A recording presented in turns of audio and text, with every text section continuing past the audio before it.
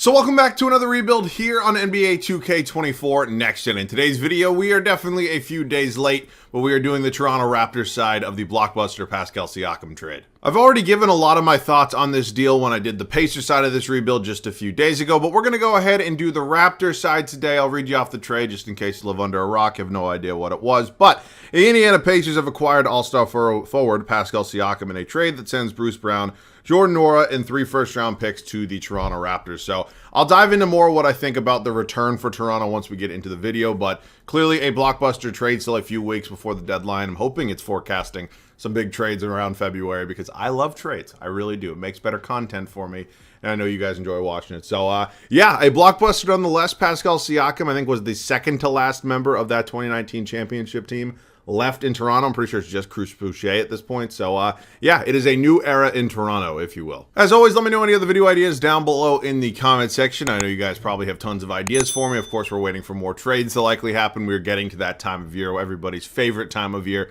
Maybe besides like that first week in July when free agency just kicks off. But yeah, always one of the best ones, man. It's going to be a lot of fun videos coming up soon. If anything you guys really want to see, let me know down below. But without further ado, man, a new look Raptors rebuild. So right now, as I sit here and record this video, the Toronto Raptors are 16-27. You can clearly see we're using start today, which I think makes the most sense in a situation like this. Let's be honest, the Toronto Raptors were never winning anything even before the Pascal Siakam and OG Anunoby trades. It was time to make a move. Clearly, they didn't want to pay probably both of those guys. And I can respect that because the franchise wasn't really going in a positive direction. So we look at what's kind of left on this roster. Scottie Barnes is only 22. He's good. He's going to be a building block for this team for many, many years to come. And he's probably the new face of the franchise, if we're being honest. Manuel Quickly, RJ Barrett both came over in that deal with OG Anunoby. And yeah, I mean, we're going to have to figure out what we want to do with them. I don't know if either of them will be here the entire video, but they're solid options nonetheless. Jakob Poeltl's a decent center option. Bruce Brown is clearly kind of the main piece, if you will, in the deal for Pascal Siakam. He's somebody I could even flip right now. He's a guy who does have a $23 million team option after this season, so don't necessarily have to trade him, but I think there could be some promise in maybe making a move and sending him to a contender. So we'll see. Not going to force anything. We'll go from there. Dennis Schroeder, Gary Trent Jr., Jordan Nwora, Thad Young, Chris Boucher. So there is depth on this team. It's not the best depth in the world, but it is definitely depth. And on top of that, 2K always forgets to turn on, I guess, or maybe just make the move themselves. The draft picks that the Toronto Raptors acquired. I'm going to say the same exact thing I said in the Pacers rebuild. Look, for 3 first-round picks, it sounds like a lot on paper, and it definitely is no matter which way you want to spin it. But if Pascal Siakam ends up re-signing with the Indiana Pacers, like I'm assuming they probably have some sort of understanding figured out, right? I don't know. If he ends up re-signing with the Indiana Pacers, which I'm assuming he probably will, I don't think that 2026 first-round pick that they got is really going to be very valuable. It'll likely be in the 20s, probably the mid to late 20s. First-round pick this year from Indiana, likely maybe late teens, early 20s. And then the first-round pick, it's like the worst of like 4 different teams. This is it right here. It's just how 2K classifies it. But again, none of these picks are going to be super valuable. So I think that's a big misunderstanding that people are really kind of not really getting the grasp of. Now, I know clearly you can hit home runs on first-round picks that are not number 1 overall. But in all likelihood, they're probably not going to hit a home run on one of these picks. So maybe they will, maybe they don't. I think this conversation really depends on what Siakam ends up doing this offseason. So that being said, we got all that out of the way. We might have a trade or two. I'll see you guys with either that move or the rotation. We're going to make another trade right now, and it's going to come with the New York Knicks. Not the craziest, most unrealistic trade. I think there'd be a little bit more value heading back here to Toronto, but Bruce Brown is going to go to New York. Look, I think Bruce Brown is a good player. Obviously, he won a championship last year, and maybe he can impact this team. If he was 24, 25 years old, maybe I keep him. He's 27. Not to say he's going to regress or anything, but is he really going to get that much better? You know what I'm going to say? So I'm going to take the draft pick in 2025 from New York. We're also going to pick up Evan Fournier. Salary kind of matches up. And Fournier does have a team option, much like Bruce Brown. So, yeah, enjoy New York, Bruce. It really didn't make a lot of sense. I don't think he'll probably be in Toronto after the trade deadline. I think they'll probably look to move him as well. So, yeah, I mean, there's not much else to do with this team. Clearly not a very fun direction, I guess, this team's heading in right now. And clearly we have our work cut out for us. But there will definitely be some decisions made. And we're also going to have to figure out what we want to do with this rotation because the power forward spot right now is definitely a little weak. No disrespect to Chris Boucher. But I can probably play Barnes at the 4. I don't know. What I also want to do right now is see if there's a way. Can I maybe get Grady Dick any playing time? Because we're not trying to be good this year. I think we can all probably agree on that. Gary Trent Jr. goes up and overall if you move him to small forward. So I'll have him there. And then because I want Grady Dick to get playing time, right? There's no point anymore and sending him to the G League. So we're just going to play him behind Barrett. And then, yeah, that's probably it. It really is. So, I mean, maybe there's a move I can make. Like, this is not a realistic rebuild. You all know that. Like, Nora and Otto Porter really don't have much purpose here. I'd rather send them somewhere maybe they can help contribute to an actual winning team. Yeah, like Atlanta's not really winning, but I'll go ahead and take a first-round pick. I mean, God bless you if you want to give me a first-round pick for Jordan Nora. And then Otto Porter is somebody who I think can actually be a serious contributor. He was on that Warriors team in 2022. His health is just the biggest thing with him, but clearly we don't play with injuries on. So this could be a fun one here from the Miami Heat. Pick up a first-round pick for them. Clearly not a realistic move. I think I saw that they labeled Duncan Robinson untouchable, which is interesting. Fuck it. All right, we'll do the move here with the Heat. I have no idea why they want to move Duncan Robinson, but they want Jalen McDaniels, not a Porter Jr., and I'm really just doing this deal for the first-round pick. So Robinson probably not going to play. Let's set the rotation. All right, here's how the rotation's going to look for the rest of year one in Toronto. Really not a lot of surprises in this starting five. Emmanuel Quickley, R.J. Barrett, Scotty Barnes, Chris Boucher, and Jakob Poeltl. I also went ahead and checked our first-round pick is top 5 protected. I think it's actually top 6 protected. Something I was interested in is I believe that the Spurs should have it, and it should stem from the deal for this man right here, Mr. Jakob Poeltl, top 5, 6, protected, whatever it may be. But I checked, and somehow the 76ers have it. So I'm trying to think of what that could have been from. I really don't know, but, I mean, it's the same protection no matter who really has it, but I don't want the 76ers getting a really good draft pick if we're outside the top 5. So we'll see.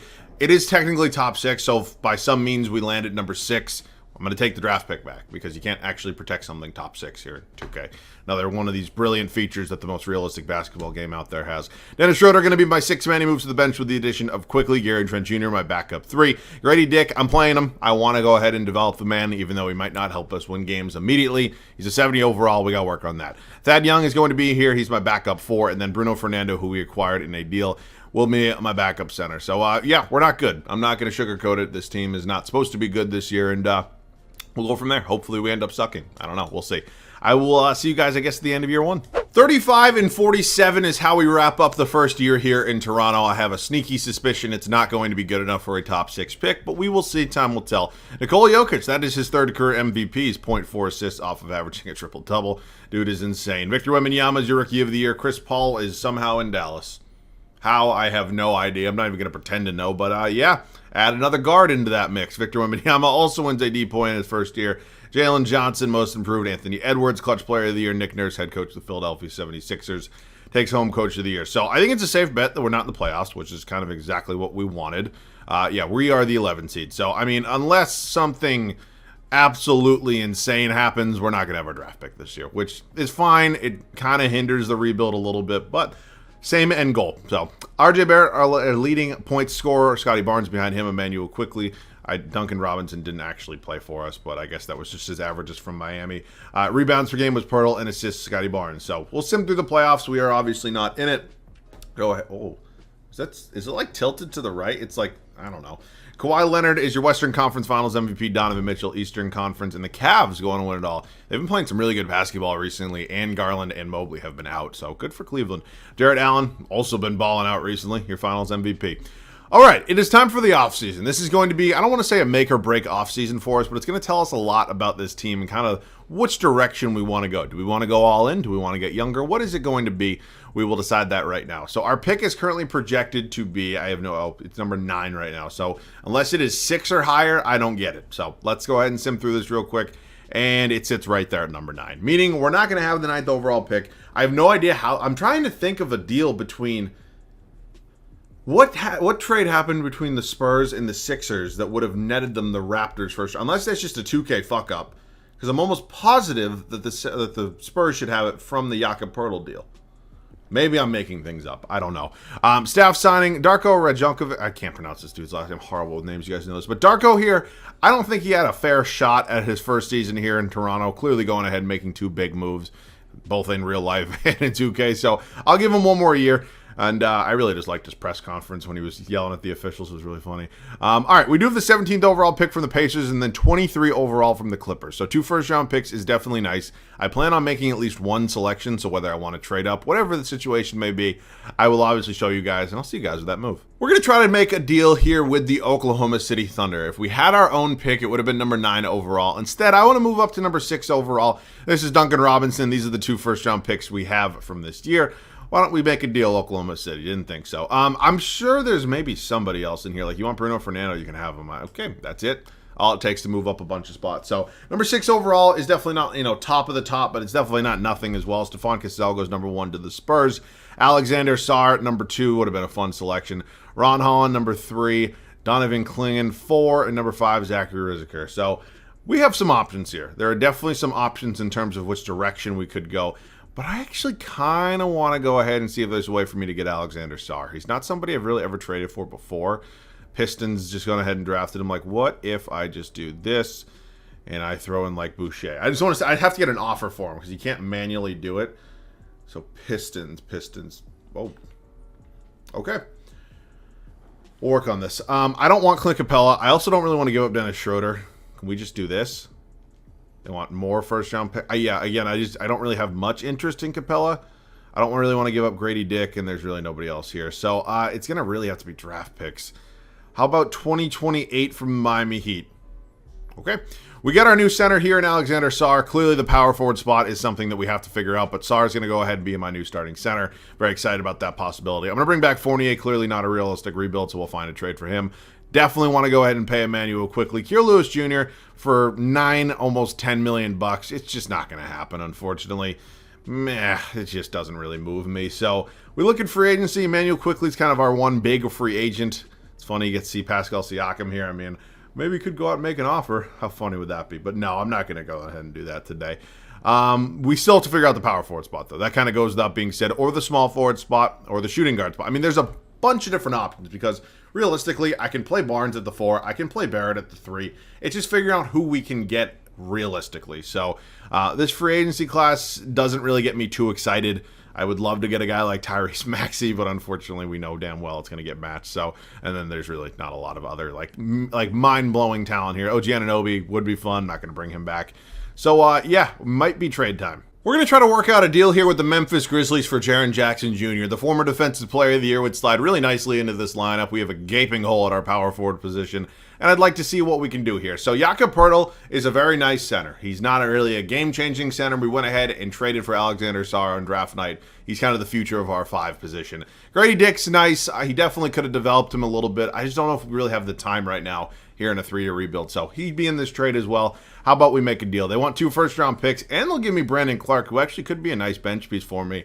I think I'd take that. I am a little bit nervous about giving up my first-round pick next year. It is top 5 protected. I don't want to fall in the same exact spot that we did this past season, but ultimately, I think we'll be a lot better next year than we were this year. So maybe a little bit of a risk, but I think it's worth it because we're getting a really good player in Jaren Jackson Jr. And then Brandon Clark's not too bad. So welcome to the team, both of you. I'm very excited about this. And yeah, really, really going in a really nice direction. So on top of that, we really didn't give up a ton of value. So I am going to pay Emmanuel quickly. I think that kind of has to happen. It would have been fun to pay LeBron.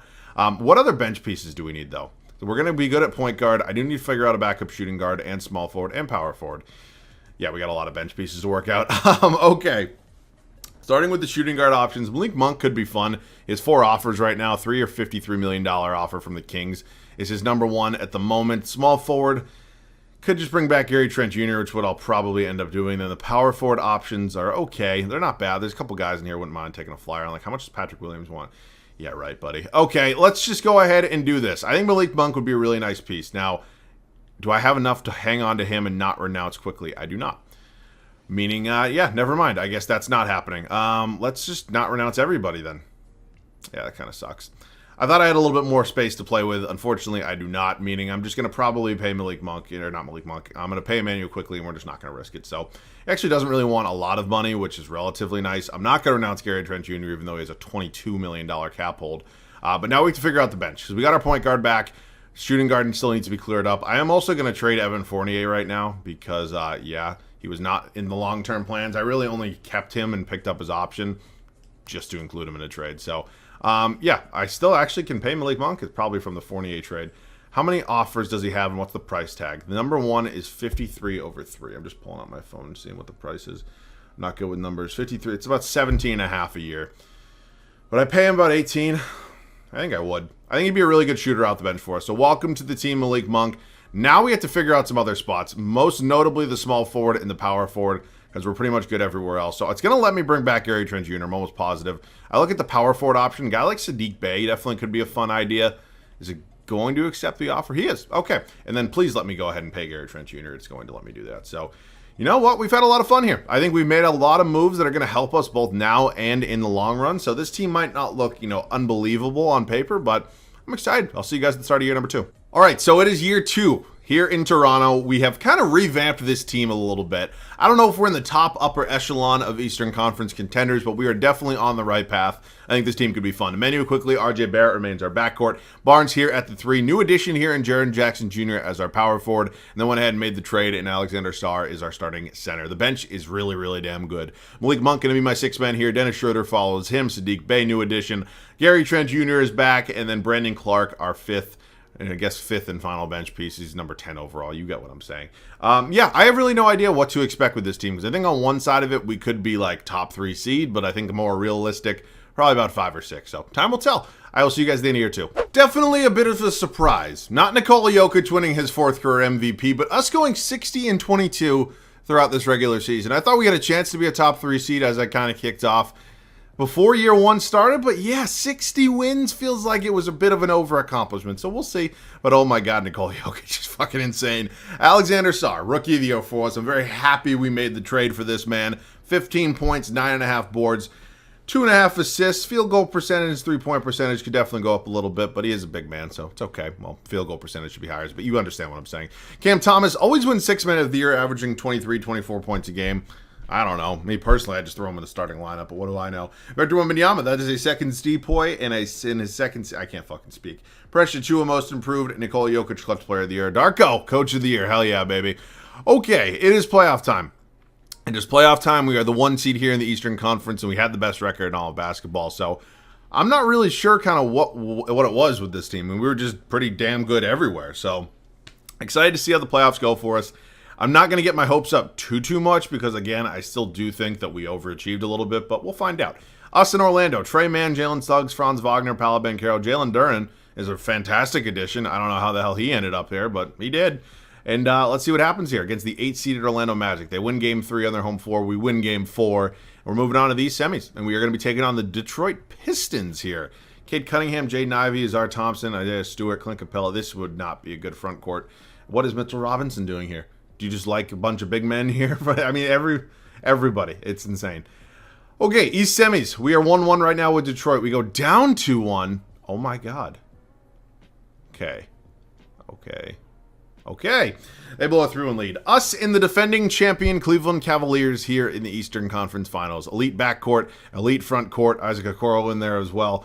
And, yeah, looks like they have some pretty good depth. So I'm nervous. I'm not going to lie to you. This is definitely going to be a challenge. We're up 2-1. They tied up 2-2. We go up 3-2. And we're in the finals. We are in the finals. We're taking on SGA and the Oklahoma City Thunder. Alexander Sarr in his rookie season is an Eastern Conference Finals MVP. Thunder, I'm sure many of you know, every single time I do one of these rebuilds, I always run into them at some point. I mean, you can run from it. You can hide from it. It all arrives just the same. I mean, it's gonna be a pain in the ass. Okay, finals time. Win game 1, lose game 2, win 3, win 4, and we're heading back to Toronto here in a possible closeout game 5.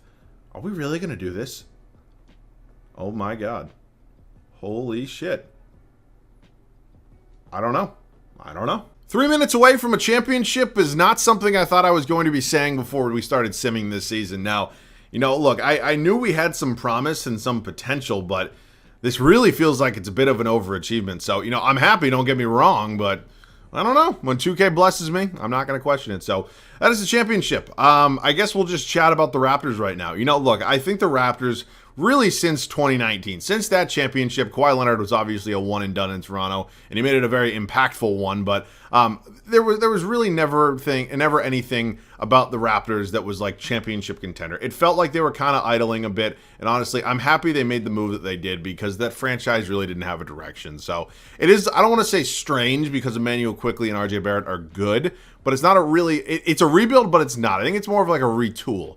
So maybe the Raptors end up sucking the rest of the season, which is fine. I don't think there's any reason to be good. I don't think you're probably going to get your first round pick, which is kind of a like shitty thing.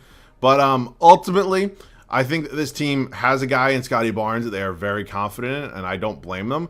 And they're really just looking forward towards the future. So I think they're going to have some flexibility at some point when it comes to free agency. I don't know if it'll be this offseason, maybe next offseason. I think that's something they're really looking forward to. So I give Toronto credit. I know it's not an easy thing to do because Pascal Siakam has kind of been the face of their franchise since Kawhi Leonard left.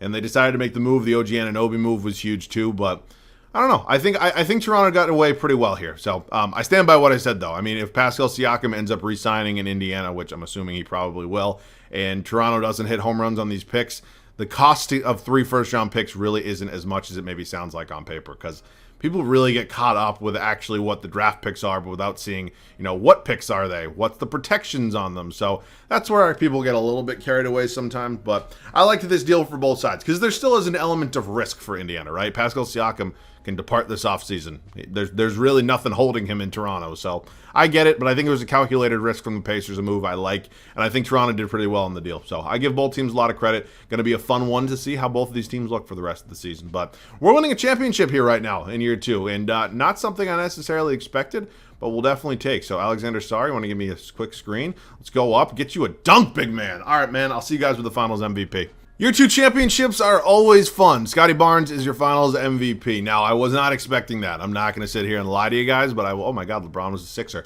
I don't know. I'm definitely going to take it. So there's that. LeBron calls it a career jersey retirement. Oh, Klay Thompson retired. I feel like you never see that. Klay, wow. Draft lottery. What do we got? Oh my God, that New York pick. Is there protections on it? I don't know.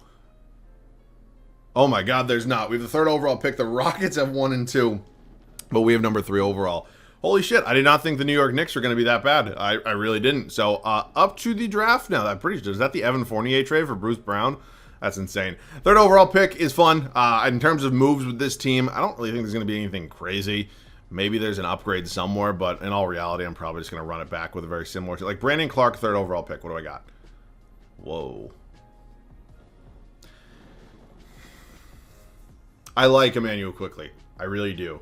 But Jalen Brunson is just a whole other world. He really is.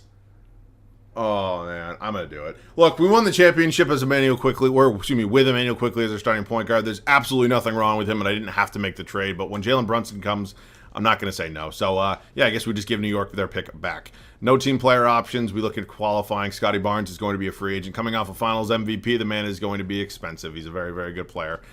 Yeah, I'm just going to pay him. I don't really think there's much question. And Dennis Schroeder, also a free agent. So I definitely want to make sure I get him back as well. I know he's 30-plus years old, but he's still an important piece of this team. But we got Scotty here. And then Dennis, just going to pay him, 31 years old. Come on, Dennis. Thank you very much. Okay, let's see what we need right now. We do need to find ourselves a backup center, but other than that, we're pretty much all set. So who are the center options here? Isaiah Jackson could be fun. You know what? Yeah, we'll take Isaiah Jackson. He's only 23.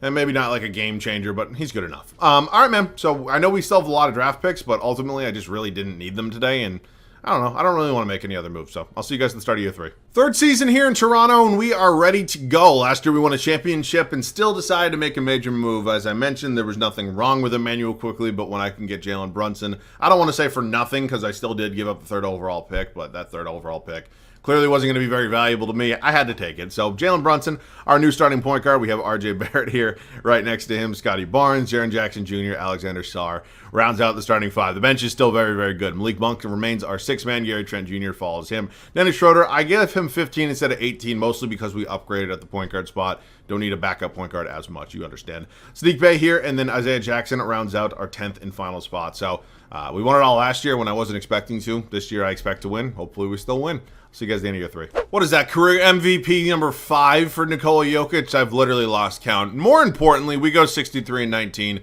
I believe that's one game better than last season.